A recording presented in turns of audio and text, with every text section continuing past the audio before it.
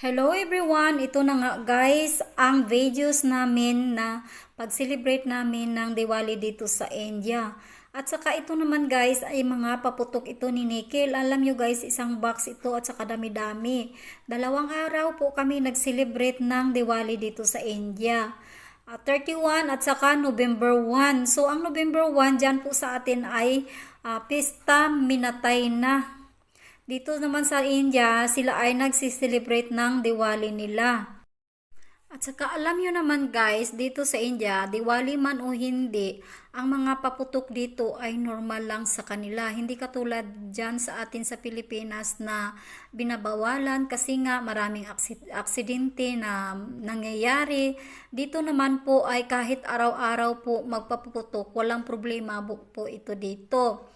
So ngayon nga guys, ayan na nga, kami ay nag-celebrate dyan ng aming mga Diwali. Gumawa ako ng ranggoli. Ayan, gumawa ako ng ranggoli sa shop ko, sa harap ng shop ko. Ito guys, simento. So, cement ang sahig. So, chalk po ang ginagamit ko. Pag doon naman po sa labas ay ano yun siya, sand doon, buhangin. So, powder ang ginagamit ko. Alam nyo guys, talagang ako ay sumisikap na mag-drawing, matuto na mag-drawing ng mga ranggoli nila kasi nga importante yan lalo na may mga puja, festival.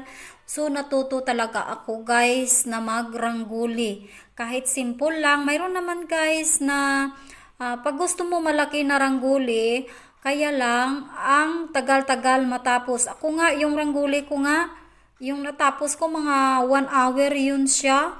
So, kailangan talaga, lalo na nga hindi pa nga ako expert na gagawa ng ranggoli. So, ano muna ako, slowly muna ako. Ayan na nga guys, sila ay nagsindihan na ng fountain nila dyan. At saka alam nyo guys, dito yung Diwali nila, parang December po sa atin na tayo kung paano tayo mag-celebrate ng New Year natin. So, parang katulad din dyan na ang New Year, ang pag-celebrate dito naman ay Diwali. At ayan naman guys, ay peacock fountain po. Yan siya.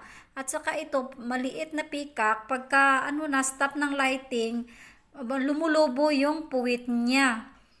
So hanggang dito na lang guys ang video natin muna. Thank you for watching to all of you. Next for the video naman tayo. Bye!